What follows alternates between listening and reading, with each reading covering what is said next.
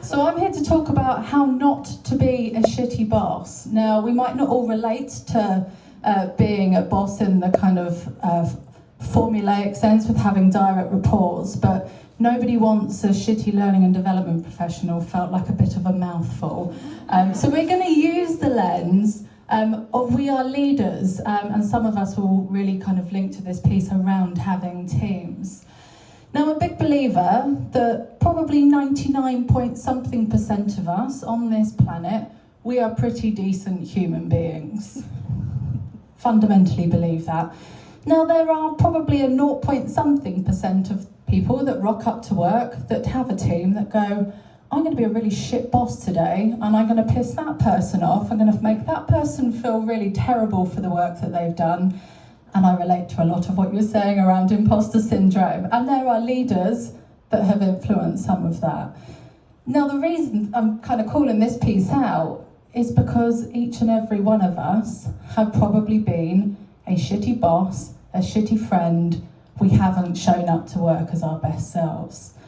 Here are some of the things that I have done. I have led teams for many years over my career. I fell into this one. My first job, I was so excited to be a manager, and I was like, my team are going to be super high performing, we're going to have a great time. Actually, what happened, I was a micromanager. How are you getting on with that piece of work? Do you need any more help? Can I give you some more? Yes, we can do this. My intention was to have a high performing team. The impact that I was having, I was micromanaging. This example here, I want our clients to be happy. I want our clients to have a really good outcome, whether that's us working as a consultancy, whether that's kind of consulting inside the business. So I go and step on somebody's toes because they're struggling in a meeting. My intention was to get the right outcome for the client. The impact is I made somebody feel really shit about themselves. And then this final example here, we can probably all relate to this piece. So I've gone and read my 5 minutes on radical candor, and I'm going to give somebody some great feedback with loads of care.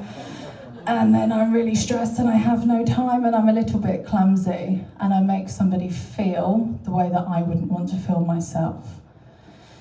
Now, what's going on here? Well, actually, I judge myself by my intentions. I think I'm a pretty decent person.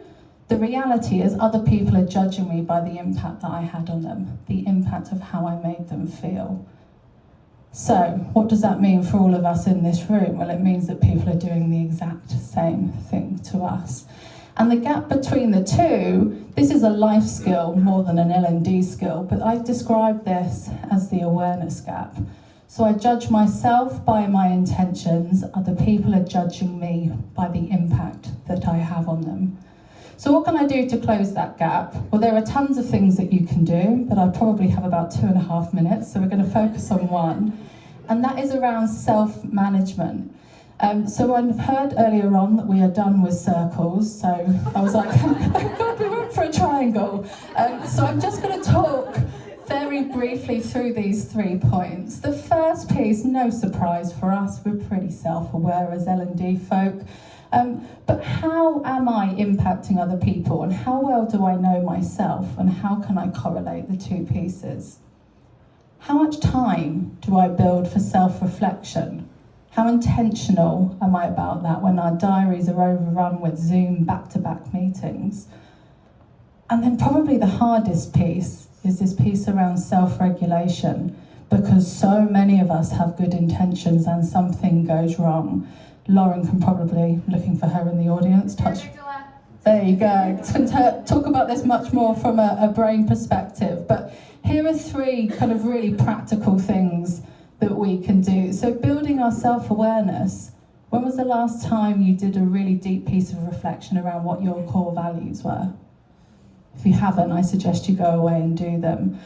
Thinking about how you ask people for feedback, but be specific with it. So what one thing could I do? Narrow that piece down to one practical piece of feedback people can give you. Self-reflection. So I've used the example here, if you're going into a meeting, again, back-to-back Zoom calls, some people are much more tech savvy than me, and they've managed to work out how to put 15 minutes buffer zones in between their meetings. But how often are we really intentional about this conversation I'm about to have? What's the outcome that I'm looking for? And therefore, what's the behaviour that I need to be demonstrating so that I can get the outcome that I'm hoping to achieve? And then after that meeting, before we run into the next one, how did that actually go? What did I learn? What did I get out of that? How close were my intentions with the impact that I actually had? And then these are just 3 things that help me, and if you work largely in a remote environment, which I do, lots of these you can do without the other person actually seeing. I find wiggling my toes, if I'm starting to get stressed or I'm getting anxious, wiggling my toes really, really helps. I think it goes back to linking back into the executive function part of the brain, placing the hands on the lower part of your back.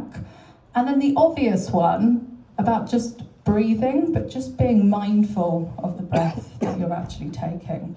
So these are some of the things that have worked for me.